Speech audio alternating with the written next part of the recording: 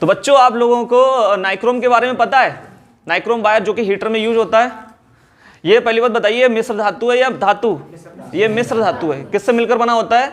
Nickel और chromium. Nickel और जिसमें निकिल जो होता है वो 80% होता है और क्रोमियम जो होता है वो 20% होता है। तो बात समझ में आ गई। तो ये जो वायर है जो कि नाइक्रोम का है, ठीक है, जिसमें निकिल और क्रोमियम दोनों मिक्सअप है। निकिल कितना है? 80% और क्रोमियम कितना है? 20%। ठीक है। इसकी खास बात बताइए। इसकी खास बात ये है, इसका प्रतिरोध बहुत उच्च होता है। प्रतिरोध यानी कि जो रेसिस्टेंस होता है वो बहुत ही ज़्यादा होता है। इसका मतलब पता है रेसिस्टेंस ज़्यादा होने का मतलब क्या है? अगर हम जैसे इसमें करंट फ्लो कराएंगे, जैसे करंट यानी कि धारा प्रवाहित कराते हैं, तो ये नाइक्रोम का वायर उस धारा को रोकने की क्या करता है? कोशिश करता है। धारा आगे बढ़ रही है और जो इसका जो प्रतिरोध है वो इसको धारा को रोकने की क्या कर रहा है? कोशिश कर रहा है। तो इसी वजह से जो धारा है वो हीटिंग इफेक्ट दिखाती है। हीटिंग इफेक्ट मतलब समझते हैं ऊष्मीय प्रभाव। उसी वजह से तार कैसा पड़ जाता है? लाल हो जाता है। क्या हो जाता है? लाल। चलिए इसको एक छोटे से एक्सपेरिमेंट से समझते हैं। ठीक है, तो बेटा इसको जरा ऑन करिए, ध्यान रखना। ठीक है, अभी आप देखिए इसको, एक लाइट बंद कर दीजिए इसको। अभी आप इसको देखिए। अभी ये इस नाइक्रोम के वायर में करंट फ्लो होगी। लाइट ऑन कर दीजिए। इस नाइक्रोम के वायर में, चलो ठीक है रहने दो, वो वाला बंद करो। इस नाइक्रोम के वायर में देखो करंट फ्लो होने लगी और ये देखो धीरे धीरे रेड भी होने लगा है ऐसा नहीं है? थोड़ा बेटा इसको ऊपर उठाइए। अभी देखो इसकी एक और मजेदार चीज आप देखेंगे। अगर हम इन दोनों तारों को कनेक्ट कर दें तो देखो क्या होगा। ये वाला तार मतलब इन दोनों को पास में लाके कनेक्ट कर दें तो देखिए क्या होगा। कुछ देखिए यहाँ पे कुछ नहीं होगा, परेशान मत होइए। इसको मैंने यहाँ पे जोड़ दिया इस तरीके से। तो इधर नीचे वाली देखिए एक मिनट।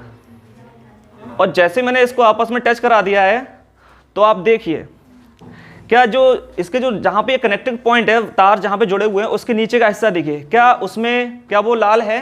नहीं। इसका मतलब उसमें करंट प्रवाहित नहीं हो रही। उसमें करंट प्रवाहित नहीं हो रही है। बात समझ पा रहे हैं? इसमें करंट प्रवाहित नहीं हो रही है। ठीक है, आप इसको टच भी कर सकते हो। टच करेंगे, इसको छू सकते हैं, यानी कि इसमें करंट प्रवाहित नहीं हो रही। इसको आप भी टच कर सकते। कोई टच करना चाहेगा? आ जाओ कोई लोग। अरे मैंने टच किया है, आ जाओ। अब यहाँ पे मोहित आ रहे हैं, चलिए योगेश आ रहे हैं। बेटा सब दिख रहे हैं ना? योगेश आ रहे हैं। योगेश बेटा इसको टच करके देखो मैंने टच किया है। जब मुझे करंट नहीं लग रहा तो योगेश को करंट नहीं लगेगा। ठीक है ना? अच्छा ऐसा क्यों हुआ? ठीक है बेटा जाइए। ऐसा इसलिए हुआ कि करंट जो है हमेशा शॉर्टकट रास्ता अपनाती है। करंट क्या है? हमेशा शॉर्टकट रास्ता अपनाती है, वो लॉन्ग कट से नहीं जाती। बात समझ में आ गई? तो इसी वजह से नीचे करंट नहीं जा रहा है। क्या बात समझ में आ गई? तो कैसा लगा आपको ये एक्सपेरिमेंट? तो आपको नॉलेज हो गई ना अच्छे से? ठीक है, तो चलिए बताइए ऐसा क्यों हुआ? क्योंकि अच्छा ये लाल क्यों है? क्योंकि नाइक्रोम का जो वायर होता है इसका रेसिस्टेंस सबसे ज्यादा होता है और इसीलिए धारा को रोकने की कोशिश करता है। इसका जो प्रतिरोध होता है, ठीक है, और फिर जब धारा को रोकने की कोशिश करता है फिर धारा कैसा इफेक्ट दिखाती है? ऊष्मीय प्रभाव, ऊष्मीय, जिसको हम हीटिंग इफेक्ट भी कहते हैं।